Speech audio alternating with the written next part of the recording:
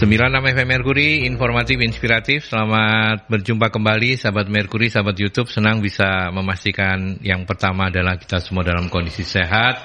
Dan saya juga sehat. Para narasumber yang ada di studio pagi ini semuanya dalam kondisi yang sehat-sehat juga.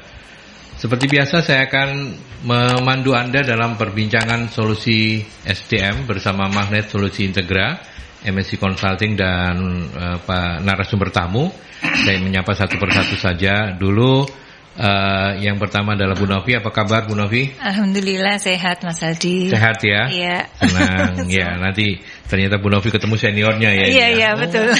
Iya. Terus Mbak Rahmi ya? Iya. Apa kabar Mbak Rahmi? Sehat? Sehat Pak, Alhamdulillah. Sehat ya, sudah ya. Gak minum, udah. Kapan hari kan pernah kesini pas sakit ya? Atau iya. Langsung COVID saya Pak. Oh, setelah itu COVID ya? Iya. Oke. Tapi senang hari ini sehat ya Mbak Rahmi ya. Oke. Dan tamu saya ini bukan kaleng-kaleng, bukan main-main ya? Iya. Itu sangat senior di bidang HR ya, betul? Iya, betul. Oke, beliau sekarang ini menjabat sebagai GM atau General Manager SDM PT Boma Bisma Indra Persero. Nama beliau adalah Pak Budianta, akrab dipanggil dengan Pak Budi saja ya. Iya. Pak Budi apa kabar? Alhamdulillah sehat. Kabar baik. Pagi-pagi. Semangat ya Pak. Pagi. Dan nanti kita akan berbincang dengan Pak Budi, dengan Mbak Rahmi, dengan Bu Novi tentang bagaimana mismatch antar generasi di tempat kerja. Nah, mengoptimalkan kayak gimana? Ini kan selalu muncul ya dalam beberapa kali perbincangan kita soal beda generasi ini, beda genre ini. Tapi sebelum itu saya ingin menyapa PT Boma Bisma Indra. Apa kabar? So far so good, Pak Budi? So far so good. Bisa mendekat ke mikrofon sedikit ya. So far so good ya Pak ya. So far so good. Oke. Dari Ngagel sekarang sudah boyongan ke Mas Mansur. Ke Mas Mansur. Ya. Direncanakan juga mau boyongan ke Pasuruan ini. Oh, boyongan lagi ke Pasuruan Pak. Iya. Karena untuk satu atap ya, manajemen satu atap. Dengan? Pabrik. Ya, pabriknya. Pabriknya kan workshopnya yang besar itu ada di Pasuruan. Di PIR, bukan? Bukan, di Imam Bonjol 18 Pasuruan. Satu-satunya BUMN terbesar di Pasuruan. Satu-satunya ya. BUMN terbesar di Pasuruan. Di Pasuruan. Sebenarnya Boma Bisma Indra ini core bisnisnya apa sih Pak? Barangkali untuk yang generasi awal-awal sekarang ini belum tahu begitu. Iya, kebetulan tahun ini atau dicanangkan juga sebetulnya tahun depan, tahun kemarin yaitu tahun 22 namanya transformasi bisnis. Transformasi bisnis. Kita kembali ke core bisnis yang fokusnya kepada produk-produk kita unggulan yang lama. Kemudian seperti kita mendukung untuk dulu proyek PLTA, PLTU, kemudian pembangkit-pembangkit dan juga pabrik-pabrik. Sebetulnya saat ini sangat perspektif ya, yaitu kita sudah mampu membuat pabrik secara turnkey itu di pabrik kelapa sawit CPO. Ini tapi kita beralih ke Pasuruan dalam rangka untuk mengembangkan bisnis yang kunci yaitu di energi.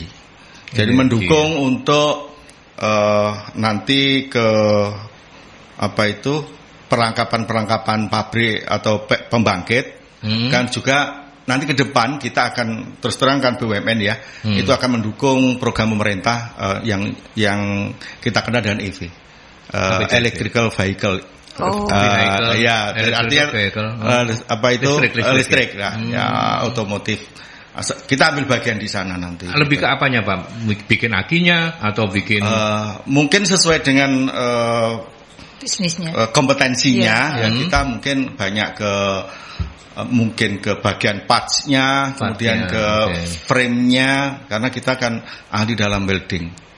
Nah, ini sedang dirintis dan beberapa tim sudah mulai ada yang belajar ke Cina, kemudian karena memang teknologi yang kita tahu ya di Indonesia ini produk apa yang tidak dari sana sekarang ya Pak. Sekarang ini yang lebih murah, nah ini ya suatu tantangan bisnis yang ke depan.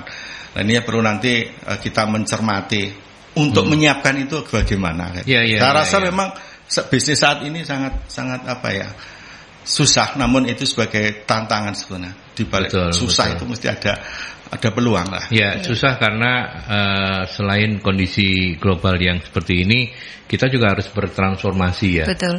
Itu yang susah. Jadi mengandalkan pada romantisme masa lalu. Hanya biyen iku enak, itu tidak bisa lagi. Beyond of the world gitu ya. Oke, dan salah satu memang dulu itu enak, Pak. Enak Pak, memang enak. Kalau bagi kami ini. Iya Pak. Ya saya dulu Bu Novi enak. Kata, ya, karena apa ya masih muda. Betul. Saya dulu ya enak Pak. Ya. Oh penggemarnya banyak. Ya apa coba ayo. Iya. Itu harus bahasanya kan keluar dari zona nyaman ya. Mungkin keluar dari zona nyaman. Oke. Baik, kita awali perbincangan kita pagi hari ini, dan ini adalah sebuah keniscayaan yang seringkali muncul dan ditanyakan oleh sahabat-sahabat Merkuri, Bu Novi ya. Betul. Tentang ini lintas generasi lah kalau bahasa saya, kalau Bu Novi menyebutnya sebagai gap generasi. Iya, gap generasi. Dan bagaimana kemudian mengkombinasikan, mengemix ya. Betul. Akan menjadi match antar generasi ini. Diskusinya kita mulai dari apa, Bu Novi?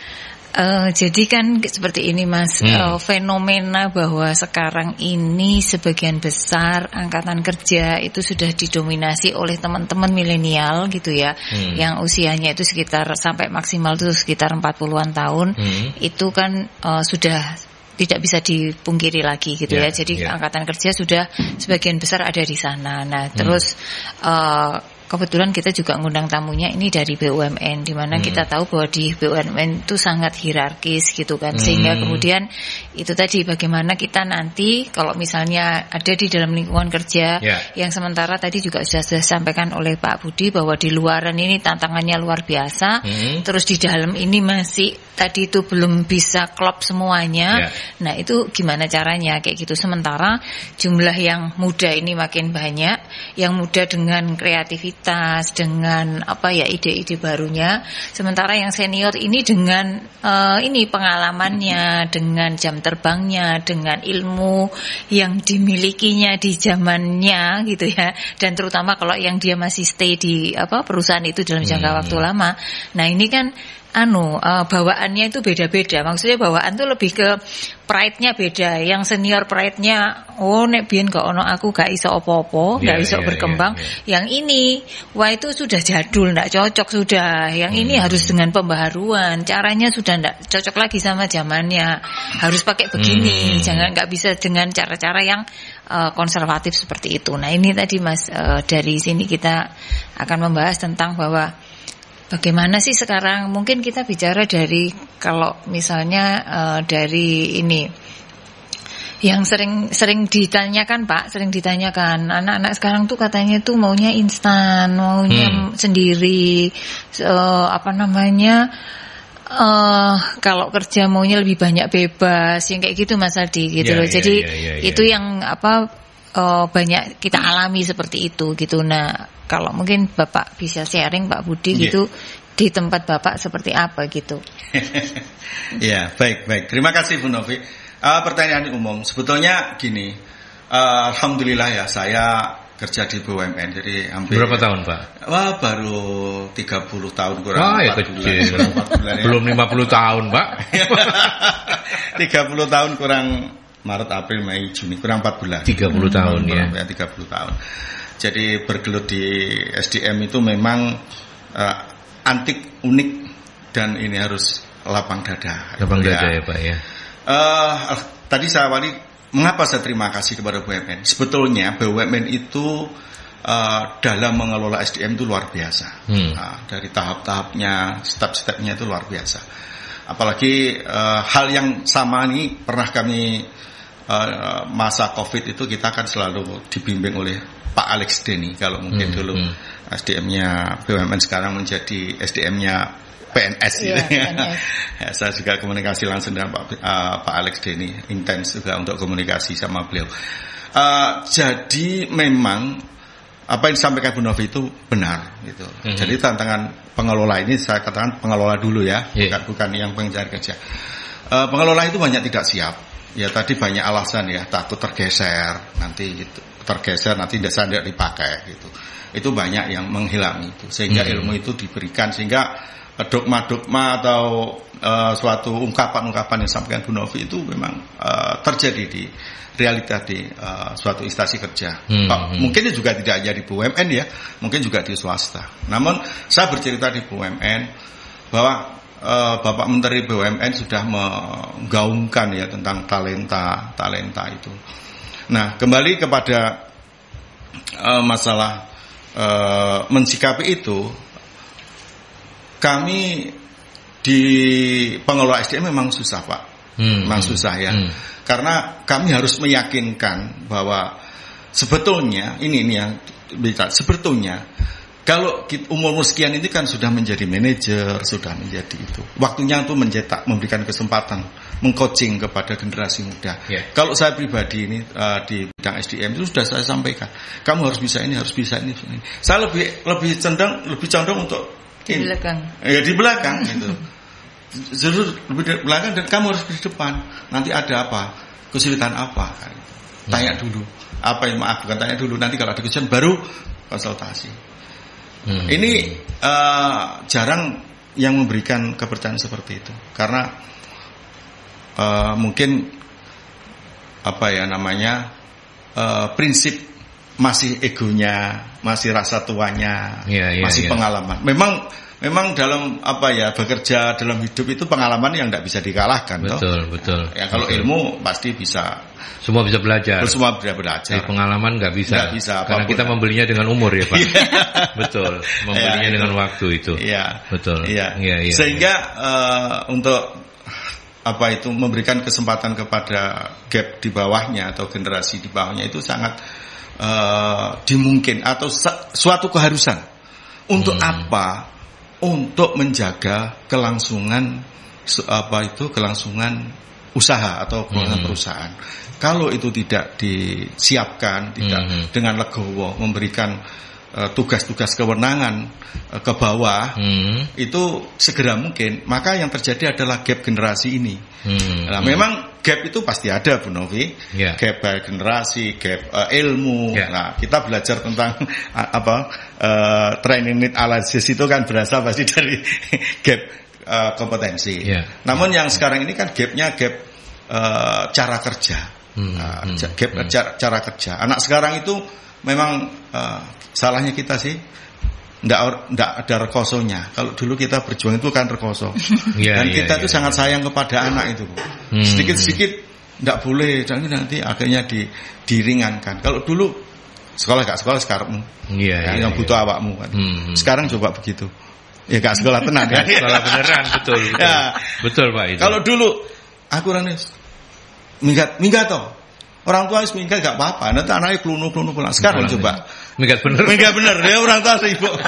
Nah, ini memang budaya yang dibawa dari rumah, budaya ini berpengaruh kepada instan. Apa itu namanya, maunya instan, maunya. Karena memang kita instankan gitu loh. Nah, ini harus disadari. Betul. Terkait di dalam perusahaan, memang harus ada namanya dulu kita top manajemen itu antara pimpinan atas sama paling atas, terutama CEO itu dengan itu harus match. Visioner ya. Apa yang harus ini, dan kita kalau punya visioner jalan, ya kita jalan, harus dijalankan. Jangan ragu-ragu gitu. Yang memang ada beberapa yang masih ada keraguan itu. Nah, saya kira itu yang kepada pengelola. Nah, kepada yang tadi juniornya, kepada yang milenial yang tadi saya katakan, itu sadarilah ya, Anda memang menang ilmu, tapi pengalaman, tadi saya katakan pengalaman itu. Nah, sehingga yang terjadi di masyarakat atau terjadi di masyarakat kerja ataupun di masyarakat itu adalah anak muda sekarang tidak punya adab. Nah, karakternya kalau ini seruntul. Ada orang duduk di atasan itu aja, maaf ya paling ini. Dulu kalau atasan itu mau duduk manis, makanan diberikan gitu. Nah, sama bawahnya kalau dulu ya. Kalau sekarang itu jangan, maaf kalau untuk dalam hal ini jangan menyebut bawahan. tim.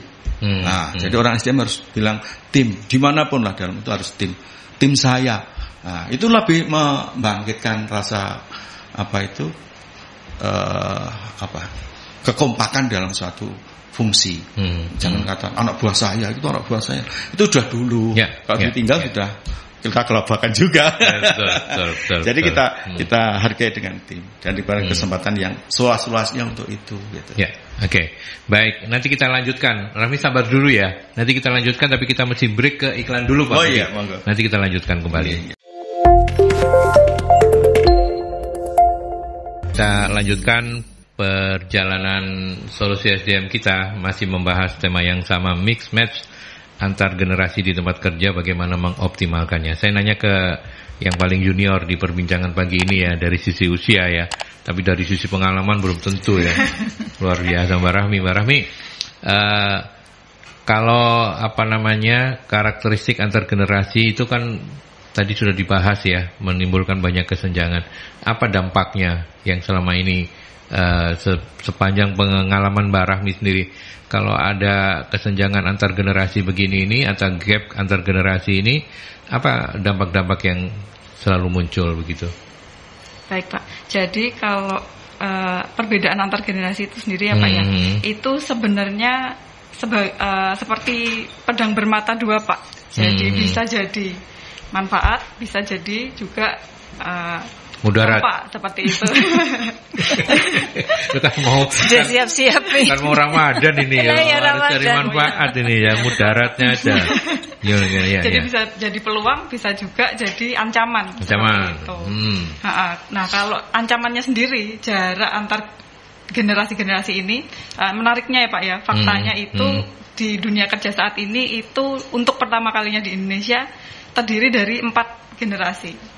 Seperti itu. Jadi ada generasi boomers, ada generasi X, ada generasi Y, dan juga ada yang terbaru generasi Z. Ini sudah mulai masuk ke dunia kerja juga, seperti itu. Nah, jarak antar generasi ini bisa menyebabkan konflik seperti itu. Ada friksi juga, sehingga bisa jadi perpecahan di dalam tim seperti itu. Itu paling parahnya ya Pak ya. Nah, sebenarnya ini alamiah untuk terjadi Pak, karena mereka punya mindsetnya sudah beda, kemudian dari mental setnya juga sudah beda. Tentu ya Pak, karena kan kalau yang baby boomers dulu dilahirkan di pasca perang seperti itu. Kemudian kalau di generasi Z itu kan lahirnya ketika sudah di tengah kemajuan teknologi seperti itu, makanya untuk mindsetnya berbeda, kemudian juga mental setnya berbeda seperti itu. Nah, bagusnya kalau generasi-generasi yang baru-baru ini itu potensi dan bakatnya itu luar biasa seperti itu. Jadi mereka punya banyak-banyak ide, kemudian juga energi positif dan staminanya itu tinggi seperti itu. Iya seperti itu Pak. Apa kritik Anda terhadap generasi yang lebih tua dari Anda? Wah ini. Belum. Ini kan menyebutkan fakta aja nggak? Iya, menyebutkan fakta harus. Kalau Anda jangan keluar dari ruangan ini. Ya, jadi biasanya yang terjadi ya Pak ya. Kalau di generasi yang lebih senior ini menganggap generasi yang muda itu kerjanya kurang serius, kemudian kurang loyal seperti itu. Ada juga kayak lemah dalam bekerja, misalkan dimarahin sedikit sudah mutung gitu istilahnya ya Pak ya. Gitu. Nah, padahal ini value-nya aja sebenarnya yang beda. Jadi kalau orang yang generasi senior ini lebih menghargai memang loyalitas, kerja keras seperti itu. Nah, kalau generasi yang muda-muda ini sudah menyoroti aspek lain seperti itu, kayak well-being-nya, kemudian juga ada lagi work-life balance-nya seperti itu. Ya. Itukah yang Anda rasakan di MSI? Pertanyaan jebakan rupanya. Itu bukan hanya di MSI, di tempat kerja yang lain juga seperti ini. Iya, MSI baik, iya. Enggak, supaya dia juga enggak merasa bersalah menjawab. Enggak, tapi kayak yang terakhir enggak usah dijawab, itu pertanyaan bercandaan aja. Tapi intinya kayak begitu. Bu Novi mau menambahkan bahwa memang ada fakta-fakta yang tidak terbantahkan, bahwa tidak semudah membalik telapak tangan untuk menyatukan ya. Sebentar, saya nanya sedikit saja. Kalau di Boma Bisma Indra ada generasinya mulai X sampai Z ya Pak ya? Secara jujur lebih parah sebetulnya. Karena kami juga mengalami gap kompetensi akibat dari proses maaf tadi parah dalam tanda kutip. Dalam tanda kutip. Antara tahun 2020-an sampai kita 2010 itu kita zero rekrut. Itu maksud saya yang parah. Parahnya di situ. Ya, gapnya itu di situ. Iya. Sehingga anak-anak yang sini yang senior, yang ini yang junior kali itu, lah dengan dikatakan Mbak Rahmi tadi yang maunya cepat gini, sehingga yang pada saat itu ada kena tempaan dari perusahaan, mereka tidak tahan. Akhirnya kami yang merekrut yang baik-baik, akhirnya dipakai di mana-mana itu pada keluar. Karena well-beingnya atau hope-nya, padahal sekarang mengatakan hope-nya ya, hope-nya, harapannya itu sudah, nanti ke depan sudah tidak ada itu harapan. Akhirnya dia kompetensi, akhirnya dia banyak yang keluar. Itu gap kompetensi juga. Itu yang kami hadapi, itu sehingga sekarang itu juga kami rasakan yang berat sekali. Ini tahu sendiri selama 6 bulan juga menjadi responden. Iya, berarti tadi pertanyaan juga itu yang Anda rasakan di Bom Bisma. Kita ke penelpon. Selamat pagi Merkuri. Selamat pagi. Assalamualaikum warahmatullahi wabarakatuh. Waalaikumsalam. Pak Sumarwito, monggo silakan. Ini saya kan pengalaman kerja di Bank BNI ya. BNI itu kan masuk BUMN kan juga ya. Betul. Nah itu kalau dulu teman saya itu kan teman haji saya. Itu dulu ya cuma customer service, cuma yang customer service itu dia naiknya itu bisa cepat, gitu. Dan kalau dia sudah diterima itu tidak mungkin dipecat. Tapi kalau sekarang yang saya banyak, Bu, ya apa enak kerja di BNI ya, wah percuma Pak neng BNI gak enak, banyak yang dipecat sulit. Karena apa? Di samping kinerjanya harus pokoknya di optimal, tapi juga dia itu tidak jaminan bahwa dia itu bisa langsung naik terus. Bisa suatu itu di tengah jalan dipecat. Karena apa? Kalau jangan di BNI lah, jangan di bank lah, itu kan bukan BNI itu. Di mana itu sekarang itu orang milenial itu harus kerja keras gimana saya. Dan kalau teman saya teman haji saya itu dia sekarang sudah langsung dia jadi pegawai tetap sudah ya. Kalau anak-anak sekarang wangel honorer tok terus sing tengah-tengah wis kawin wis dipecat ayo ngono. Jangan Pak, jangan terutama pengalaman dia yang di BNI yang sekarang sudah di tengah-tengah top lah, di tengah-tengah itu. Tapi apa betul begitu kalau di Boma Bisma ya? Itu apa? Itu jadi kadang-kadang anak-anak muda itu juga lebih enak kalau menurut pengalaman saya, kalau di istri saya kan ASN ya, di Perindak ya, itu kalau pegawai negeri itu masih enak. Jadi bukan BUMN ya.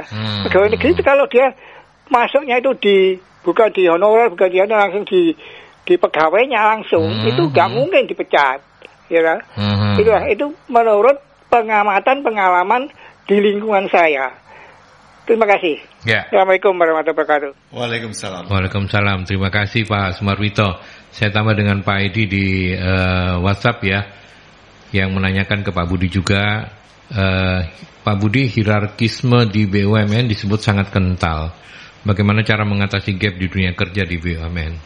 Mungkin hampir mirip ya dengan Pak Sumarwito. Silakan dikomentari Pak Budi. Ya, terima kasih. Baik Pak Sumarwito, perlu diketahui bahwa BUMN itu sekarang status karyawan kalau dalam lingkungan dunia karyawan bukan karyawan tetap atau enggak tetap gitu. Bukan karyawannya statusnya karyawan swasta. Ya ini perlu digarisbawahi ya. Mungkin itu BUMN nanti dapat pensiun dari pemerintah? Enggak juga. Ya setahunnya adalah karyawan swasta. Karena BUMN itu hidup dari perusahaan itu. Kalau perusahaan itu bagus, kinerjanya bagus, bisnisnya bagus, maka dia akan sejahtera. Tetapi kalau bisnisnya jeblok, ya sengsara, itu jelas. Makanya untuk manajemen BUMN sekarang menerapkan benar-benar bisnis, karena dituntut oleh Kementerian BUMN harus untung. Jadi nggak ada kepangkatan kayak ASN gitu, nggak ada, Pak ya? Itu tergantung dari masing-masing. Memang sebetulnya aturan di Saker itu perusahaan itu wajib menyusun skala upah. Ya, skala upah itu kan akan menunjukkan hierarkinya, hierarkinya itu, sehingga itu bisa meningkatkan daripada karyawan itu akan ikatan gitu. Tadi memang dengan pola bisnis yang namanya swasta dan BUMN adalah pengelolaan harus seperti swasta. Artinya ya tidak seperti dulu. Dulu kan seperti kayak ASN. Memang untuk memberhentikan karyawan, kalau sudah karyawan tetap itu melalui ada masing-masing punya PHDK. Itu ada peraturan hubungan disiplin karyawan. Itu sudah diatur di situ. Nah, memang kan tadi karena outsourcing. Rata-rata kan kalau perbankan kan outsourcing. Dilihat dari apa? Nah, untuk menjaga kelangsungan hidup perusahaan itu, maka perusahaan misalnya membuat program namanya MT. MT kalau manajemen trainee, kalau dalam bahasa ASN-nya itu kayak diklat-diklat itu loh Pak. Kayak akabri, kayak itu yang nanti menjadi pemimpin. Sehingga bisnis itu nanti dijalankan satu orang untuk bisa membuat bisnis kecil-kecil gitu. Sehingga kalau banyak karyawan memang itu berat sekali memang, apalagi yang perusahaan yang job order. Kalau BNI sih masih dibutuhkan, BNI bank-bank itu masih dibutuhkan. Tapi sekarang menurut cerita juga susah, Bu. Sekarang mencari nasabah itu sudah sangat rebutan. Tidak seperti dulu. Dulu sekarang bank-bank Indonesia kemarin katakan itu customer itu datang ke nasabah. Kalau dulu kita kan harus ke sana. Sekarang tanda tangan di rumah itu bisa. Nah, sekarang yang kedua, pertanyaan kedua, apakah birokrasi di BUMN itu tadi apa? Hierarki. Hierarki di BUMN disebut sangat kental. Nah, bagaimana cara mengatasi gap di dunia kerja di BUMN? Mungkin ini kaitannya juga generasi tadi tuh. Iya, memang harus diubah harus diubah sistem daripada manajemen pengelolaan sumber daya manusia yang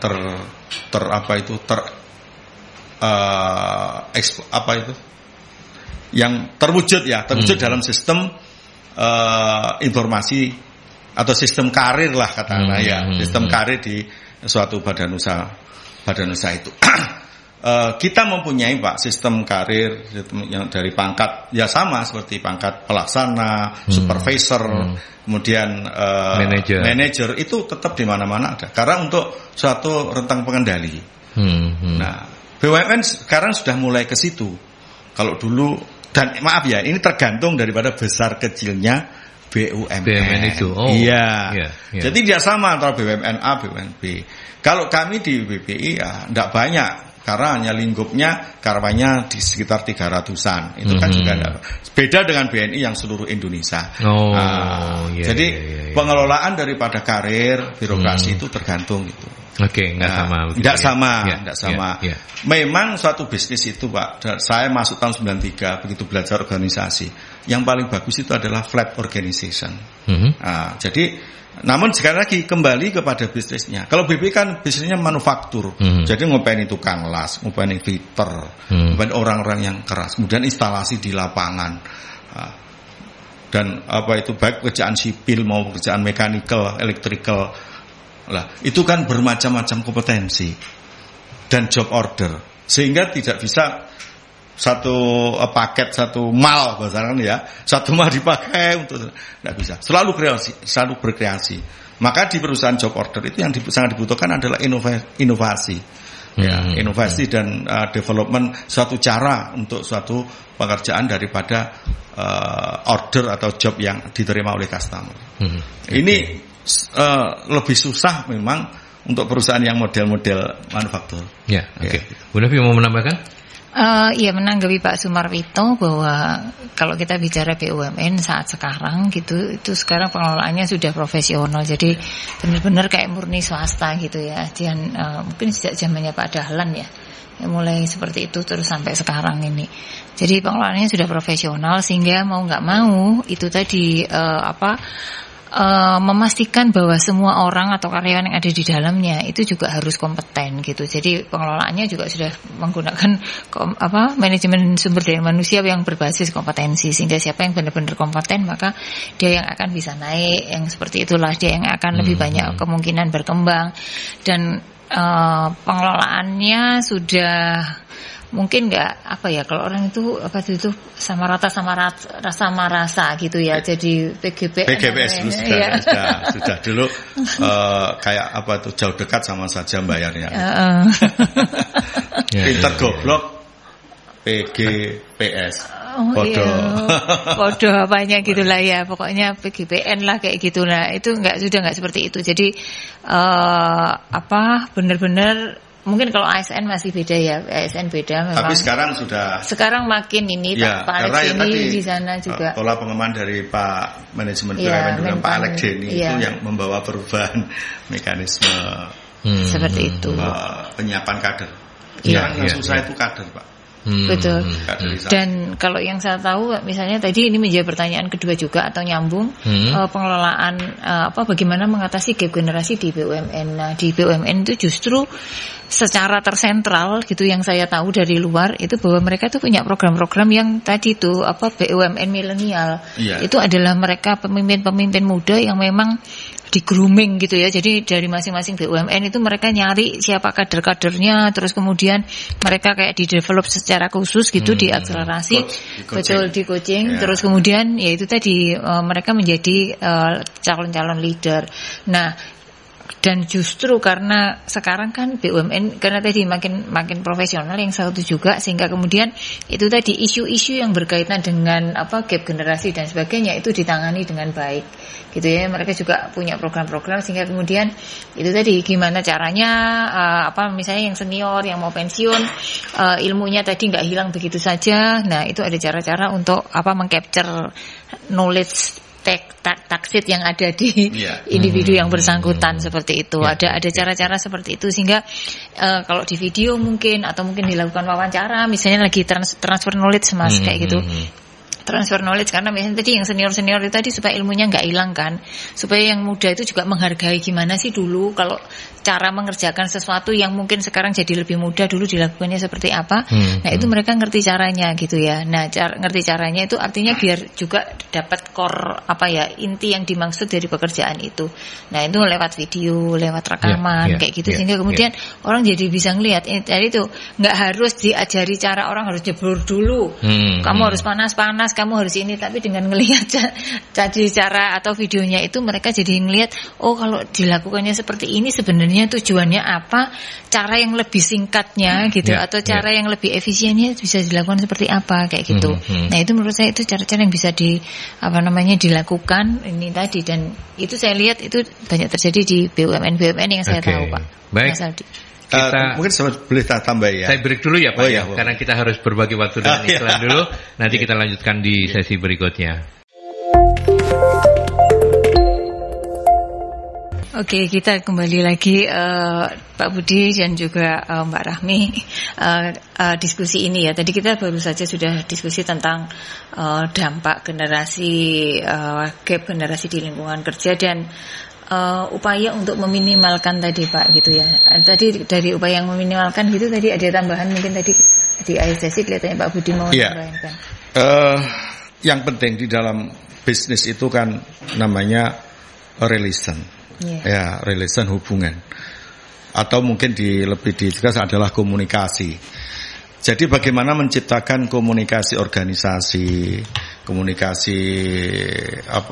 relation di antara satu lingkungan kerja, baik itu fungsi misalkan fungsi engineering, fungsi HR, kemudian top manajemen menyatukan dalam fungsi korporasi, komunikasinya dan respon yang sangat harmonis. Itu yang akan mendukung cepatnya mengurangi gap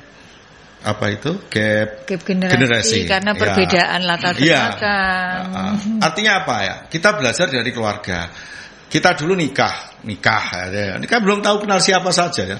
Nah, dengan banyak sering bertemu, sering komunikasi, itu akhirnya tahu. Lu yang mau tahu, aku yang aku tahu yang kamu mau, kamu tahu yang aku mau. Ini lo ya kuncinya di dalam bisnis ini.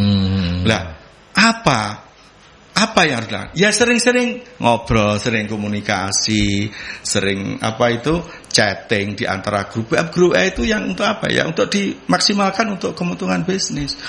Malah ada yang grup A dibentuk dalam satu korporasi, ada yang komen, tidak pernah ada yang jawab. Itu menandakan ke organisasi itu sakit.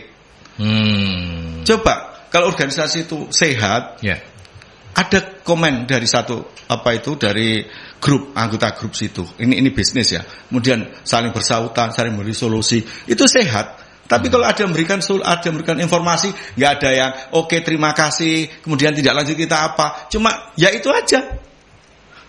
Ini yang tanda-tanda perusahaan itu sakit, manajemennya sakit. Nah, itu menandakan nanti ke bawah juga demikian. Ini loh cirinya. Sekarang kan komunikasi lewat WA. Dalam satu grup itu tidak ada yang nanggapi dalam apalagi bisnis. Waduh, sudah sakit itu. Itu perlu evaluasi. Ya. Saya lanjut dengan pertanyaan dari sahabat-sahabat Merkuri ini. Ada Ibu Mira. Bagaimana mendidik attitude yang baik di dunia kerja pada anak-anak zaman now di PT Boma Bisma Indra? Tapi sebelum ke PT BBI, saya ke Mbak Rahmi dulu. Bagaimana sih mendidik attitude anak-anak, teman-temanmu atau di bawahmu itu? Dulu pernah ada di Boma Bisma juga, jadi bisa jawab. Biar merasakan aja. Nanti untuk feedback ke saya.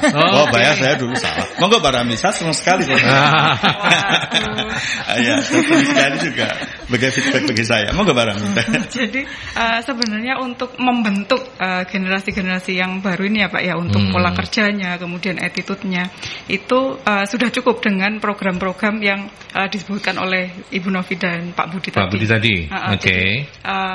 Dengan begitu mereka itu merasa difasilitasi Pak untuk kebutuhannya itu tersalurkan, kemudian apa yang mereka tuju itu juga bisa tercapai dengan itu, seperti itu. Sebenarnya dengan perusahaan memberikan fasilitas untuk mereka berkembang, itu mereka akan memberikan feedback, yaitu misalnya nurut, terus mereka juga akan berkontribusi bagi perusahaan, mereka akan menyalurkan ide-idenya ke perusahaan, seperti itu. Jadi timbal balik sih Pak sebenarnya. Ya, apa yang paling dirasakan Mbak? Ini bukan panjenengan saja, tapi mungkin dari ngobrol dengan teman-teman sebayanya gitu ya. Apa yang dirasakan oleh Mbak Rahmi dan generasi setingkatnya gitu ya, sebayanya, ketika dipimpin oleh manajer yang udah generasi X misalnya? Apa yang sering kali jadi handicap? Apa cara menyampaikannya itu selalu menggurui kah? Kan hari ini kita belajar tentang berbagai macam hal begitu yang kemungkinan saja muncul. Iya Mbak. Betul. Jadi kebanyakan ya Pak, nggak semua berarti. Kebanyakan kalau dipimpin oleh generasi X itu mereka cenderung direktif seperti itu. Jadi untuk cara mengarahkannya itu sangat detail memang. Tapi si millennials atau generasi yang baru-baru ini akan merasa terkungkung seperti itu. Sebenarnya seperti itu. Jadi kalau keinginannya anak-anak yang generasi Y dan Z itu apa? Yang tidak direktif itu seperti apa misalnya? Kolaboratif Pak. Jadi kami menyumbangkan, terus kemudian perusahaan menerima. Bukan hanya top down ya, tapi bisa bottom up begitu ya. Betul. Oh itu ya. Okay. Saya ke Bu Novi yang sudah manggut-manggut, sebelum nanti saya nanya ke yang lebih senior lagi. Iya. Ini juga kalau kan sering kali kita diskusi seperti ini, tapi setiap kali saya diskusi ini tuh saya selalu dapat insight yang baru gitu loh Mas, gitu ya. Jadi artinya kan saya ini orang-orang X yang saya belajar dengan cara-cara yang dulu saya pelajari dan membuat saya seperti sekarang gitu kan. Nah, ini kayak tadi misalnya harapannya lebih kolaboratif gitu ya. oke gitu. Jadi berarti ada sesuatu yang baru gitu. Tapi jadi jujur sebagai orang kita kadang-kadang nggak serantan ya kalau bukan nggak serantan tapi khawatir isok kok dikandani titik kok dikandani akeh ndak jalan gitu ya. Kan ada kekhawatiran seperti itu ya kira-kira. Iya, kalau justru gini, kalau justru itu yang menjadi kendala gitu ya. Tapi kita nggak bisa gitu. Iya, jadi kadang-kadang gini ya, cara gini, cara mempelajari sesuatu. Cara saya ketika mempelajari sesuatu dan kebanyakan generasi di tempat saya, zaman-zamannya saya, itu adalah ya kita belajar sendiri kan. Cuman ini dikasih tahu outputnya ini, cara mencapainya seperti apa. Nah kita ini nyari cara gitu kan, belajar sendiri. Nah ini saya ngalami bahwa ternyata nggak semua orang itu dengan goal yang sama yang sudah diminta, itu mereka tahu cara menuju ke sananya gitu. Yang kadang cara menuju ke sananya itu nggak bisa hanya, misalnya ini kebetulan kalau misalnya di tempat saya ini konsultan, itu nggak bisa dicari hanya lewat browsing ke Google gitu loh Mas.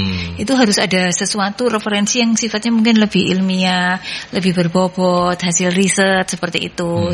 Terus harus belajar manual, harus mempraktekkan karena terkait dengan jam terbang kayak gitu loh. Nah itu yang mungkin sering kali gitu saya merasa bahwa bukan ukuran banyaknya atau waktunya ya, tetapi effortnya menuju ke sana itu kok nggak sesuai dengan, jadi masih ada gap gitu loh Mas. Jadi kalau mau menuju ke sana itu menurut saya effortnya tuh kurang gitu loh gitu. Karena mungkin nyantai kan gitu kan. Nah itu yang saya sendiri kadang masih nyari caranya. Gimana ya supaya itu dikomunikasi gitu komunikasi. Maksudnya supaya kemudian di sini tempatnya tetapi dia masih di sini gitu loh. Harus lebih effort lagi. Nah kadang itu tadi saya merasanya terus misalnya dengan work life balance gitu kan. Maunya kalau udah selesai jam kerja kan wis nggak ngurusi kerjaan gitu ya. Nah kadang ada pekerjaan yang kita dulu tuh dedicated gitu loh. Kalau kerjaannya ini belum selesai gitu, kita mikirinnya semalaman lah gitu ya, dibawa mimpi gitu kan. Iya. Seperti itu. Kalau generasi kita sebagai tanda loyalitas ya. Iya, betul. Dedikasi saya kalau katakan. Sekarang itu anak-anak milenial itu jam 5 ya pulang. Nggak akan diselesaikan, besok masih ada waktu. Nah gitu. Kalau dulu kita sebelum, walaupun jam 10 saya jam 2 di BP itu sampai jam 2 ngagel itu belum selesai, itu dikerjakan. Nah sekarang jam 5 loh kok sudah pulang? Belum Pak, besok masih ada waktu. Nah gitu ya Pak. Ya tadi sebelum akhirnya kita mikir Mario Bora kadang itu. Iya Mbak Rahmi dengerin lo ya. Ini bukan nyerang lo ya, ini bukan nyerang tapi sama-sama dapat insight gitu lo ya. Ini bukan nyerang, tapi kalau ini bosmu lo ya. Bukan, itu gini, kalau itu menjadi kolaboratif tadi ya toh, ilmunya bagus, caranya bagus. Asalkan selesai jam 5 ya enggak apa-apa gitu loh. Tapi kalau suatu caranya akhirnya menunda besok, padahal besok itu masih ada tugas yang lain, itu yang menjadi perkara bisnis yang kita tidak benar gitu, menunda suatu penyelesaian. Kalau di Boma Bisma Indra sendiri sekarang apa istilahnya ketemunya di mana Pak Budi? Dengan dua hal yang tadi itu yang tidak mudah gitu. Mengharmoniskan maksudnya. Ya, mengharmoniskannya kayak gimana? Ya ada. Tidak semuanya gimana? Dikompromikan sampai di level apa gitu supaya kita bisa belajar. Mungkin memang bukan yang paling ideal atau paling ideal juga saya nggak tahu, tapi paling nggak kita bisa belajar dari Pak Budi gitu. Bapak gini, memang sama saja ya. Kita harus sebetulnya nunggoni, monitor, nunggoni. Kalau memang minta apa itu kita selesai, ya kita tunggoni. Kemudian ya pasti ada gula-gula lah. Walaupun itu bukan jaminan toh, tapi kalau ada gula-gulanya dimanapun pasti akan seneng. Masuk gula ya, wes ngemburu marekno iki sate, iki pulsa gitu. Walaupun itu tidak mendidik, tapi itu mungkin nanti kalau sudah menjadi harusnya selesai, loh mari kan, bareng ini. Nah, besok ini sebagai pemicunya seperti itu. Dari awal-awal harus ada gula-gulanya gitu ya. Ya itu namanya anak kecil lah, saya katakan anak kecil ya pastilah. Kalau kita kan enggak apa-apa lah sudah, tapi anak kecil pasti diiming-iming itu manusiawi gitu loh. Walaupun itu tidak mungkin ada itu tidak baik, tapi cara-cara itu perlu. Kalau saya itu memang sudah pernah saya lakukan. Wis nanti tuku soto, tuku apa ayo. Sama hari besok itu penting. Nah setelah hasilnya tahu, gila hasilnya kalau gini.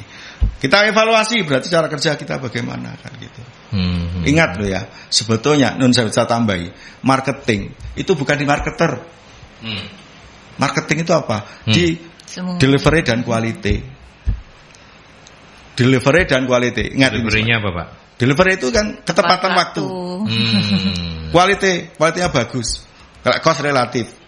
Cost itu kalau walaupun mampu, walaupun dia bagus, tapi kalau dia kualitasnya bagus, dia akan beli. Yeah. Dimanapun akan dikejar. Dulu kita menanun sewu nih, sebut oleh Pak Soleh dulu. Pak Soleh, tahun berapa itu? Kita makan siang itu sampai ke Pandaan. Nah itu apa ya? Karena dia taste-nya itu udah beda, tidak ada saat itu. Itu artinya apa? Sekali lagi, saya tidak mengecilkan arti marketing, tetapi marketing sebenarnya itu adalah diproduksinya. Kualitasnya bagus, itu yang utama. Pasti orang mencari. Ya, oke. Ini kita tutup dengan pertanyaan terakhir dari Mbak Rita. Sebetulnya lebih mudah mana mengatasi gap di tempat kerja antara BUMN dan swasta untuk mengikis adanya gap di dunia kerja atau dalam kurung perusahaan swasta. Siapa yang paling berperan? Mungkin ke Mbak Rahmi dulu, nanti ke Bu Novi, kemudian ke Pak Budi. Mbak Rahmi. Saya tahunya di BUMN ya Pak. Kan kalau di BUMN itu mereka punya program yang sudah terstruktur dari pusat itu untuk mewadahi talent-talent yang memang potensial gitu untuk nantinya dijadikan succession planning, kemudian ditempatkan ke posisi-posisi penting seperti itu. Nah sebenarnya itu efektif karena dengan cara adanya program tersebut perusahaan memberikan ruang untuk anak-anak ini berkembang. Nah seperti itu. Kemudian karena coach atau mentornya itu atasannya ini juga merasa terfasilitasi karena bisa menyalurkan apa ya istilahnya senioritasnya dan ilmu-ilmunya gitu kepada bawahannya. Mereka juga bisa transfer knowledge seperti itu. Sebenarnya itu sudah cukup memfasilitasi dua-duanya seperti itu Pak. Gitu ya. Kalau Bu Novi yang mungkin pernah nangani BUMN, pernah nangani swasta, sama saja atau?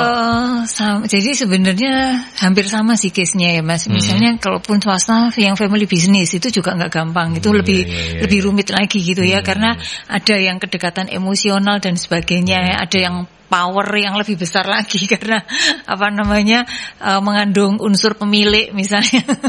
Itu lebih ini lagi. Jadi kalau misalnya seperti itu lebih tergantung kepada terbukanya mindset dari leader-leader yang ada di sana gitu. Saya rasa kalau yang saya tahu yang perusahaan-perusahaan yang swasta dan juga kalau BUMN tadi kan sudah ada program-programnya, yang di swasta itu juga mereka sebenarnya juga sudah mulai care dengan anak-anak muda. Saya juga ngelihat bahwa mereka juga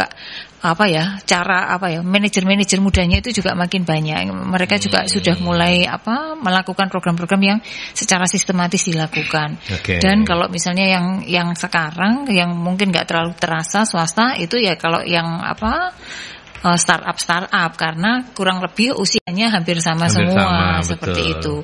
Tapi kalau yang masih ada generasi-generasi itu menurut saya itu tadi tergantung dari bagaimana terbukanya mindset dari masing-masing yang ada itu tadi, dan kuncinya itu tadi di komunikasi ya wis itu tadi, supaya karena komunikasi itu kunci dari kesamaan persepsi, terus kemudian karena persepsinya sama, nggak ada orang yang merasa tidak dihargai, tidak ada yang kemudian merasa demotivasi gitu kan. Tapi lebih kemudian itu tadi cari solusi bersama gitu kan. Jadi cari solusi mungkin bukan hanya dari sisi generasi yang lebih senior, tetapi juga yang junior juga ngerti cara kerjanya dulu tuh kayak gitu ya. Coba cara saya menyesuaikannya dengan cara seperti apa kayak gitu. Oke. Kalau Pak Budi meskipun karirnya lebih banyak dihabiskan di BUMN tapi kan punya banyak teman di swasta. Pak Budi, mengatasi gap ini menurut Anda lebih rumit di BUMN atau sama saja dengan di swasta? Kalau boleh secara jujur ya, walaupun tadi saya sependapat dengan Bu Novi, saya untuk mengatasi gap itu adalah lebih cenderung di swasta. Oh, lebih sulit ya? Lebih mudah. Lebih mudah ya. Lebih agile begitu ya. Agile. Karena apa? Birokrasi. Di seasonnya itu kalau BUMN itu ada tadi, walaupun Bu Rahmi tadi punya, Mbak Rahmi tadi ada program ke sana, tapi kan mengelingnya ke sana. Ada keputusan-keputusan yang di sana. Tapi kalau swasta itu keputusan ada internal. Sepanjang keputusannya itu menguntungkan perusahaan, itu komitmen harus dilakukan. Jadi kedekatan namanya decision, kecepatan decision memutuskan suatu program, itulah saya lebih, walaupun saya belum, karena saya selama ini di BUMN, jadi saya memprediksi ya, mengasumsikan kalau komitmen itu jalan di swasta lebih cepat, asalkan swasta itu menjaga namanya sustainability korporasi, keberlangsungan hidup perusahaan. Kalau tadi ada puluhan keluarga, berapa sering perusahaan keluarga gulung tikar karena tidak memikirkan sustainability korporasi. Tapi kalau kita lihat perusahaan yang korporasi yang dengan sustainability korporasi bagus-bagus juga. Sekali lagi ini tadi kesimpulannya adalah bagaimana terselubung dalam suatu konteks budaya kerja. Kan gitu ya. Jadi budaya kerja siapa yang kembali? Tetap top manajemen yang menentukan. Harus gini. Di BUMN juga ya? Iya, harus begini. Maka BUMN sekarang kan value-nya akhlak. Pak Erick Thohir mengatakan akhlak. Gitu. Amanah, kompeten, loyalitas, kolaborasi, kompeten apa itu? Adaptif dan kolaboratif. Itu menjadi sebetulnya value yang luar biasa itu kalau bisa dijalankan oleh seluruh BUMN dengan komitmennya. Namun kembali lagi birokrasi BUMN itu masih ada lah di atas swasta. Tidak bisa dipungkiri karena dia kan platnya sih nggak merah-merah banget, tapi kan bau-bau merahnya itu masih ada gitu ya, nggak putih-putih banget kalau plat-plat yang baru sekarang gitu ya. Saya beruntung sekali belajar ilmu di BUMN itu luar biasa. Kalau mampu diterapkan di swasta pasti. Oh iya, jempol baik. Itu. Baik, ini closing statement yang luar biasa. Terima kasih Pak Budi. Karena waktu saya langsung ke Bu Novi saja ya untuk apa yang kemudian dari diskusi kita dengan menghadirkan senior yang sangat luar biasa di bidang HR ini, di bidang SDM, Pak Budi Anta ini.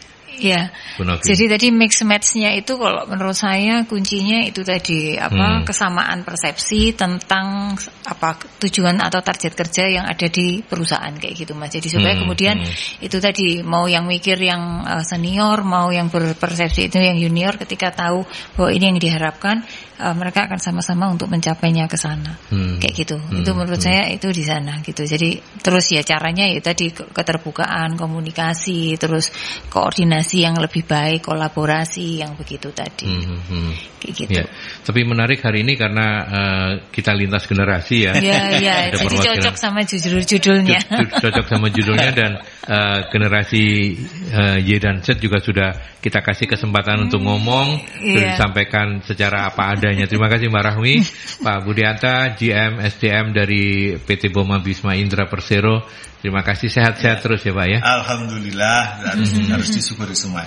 Pasti ada hikmah. Pasti ada hikmahnya. Mungkin tahun depan kita bisa ketemu dengan baju yang berbeda sebagai apa gitu dari MSI ya. Bu Novi ada kegiatan apa saja MSI? Hari Jumat besok seperti biasa webinar jam 3 sampai setengah 5 tentang remuneration reward strategi untuk millennials gitu. Terus kemudian pelatihan MSDM kita buka nanti tanggal 11 Maret yang sertifikasi BNSP, juga yang PR atau kehumasan itu nanti akan buka di tanggal 18 Maret BNSP juga, yang sekretaris atau administrasi perkantoran di 25 Maret untuk yang BNSP-nya. Anda bisa mengintip semua kegiatan-kegiatannya itu di web juga ada ya? Ada, di web ada. IG web apa segala macam? Ada. Semua alamatnya sama ya? Semua sama, Magnet Solusi Integra. Magnet Solusi Integra, atau nomor saktinya jangan lupa 0811 340 5557. Ya. Terima kasih Bu Novi, Pak Budianta, terima kasih Mbak Rahmi, dan terima kasih sahabat Merkuri. Jangan lupa kalau Anda mendengarkan ini dan kemudian kepotong di tengah, silakan Anda menonton, nanti kami akan upload perbincangan ini di akun YouTube-nya Merkuri. Jangan lupa untuk di-subscribe juga ya di Radio Merkuri 96. Saya Aldi mohon pamit, kita ketemu dalam Solusi SDM selanjutnya. Sampai jumpa.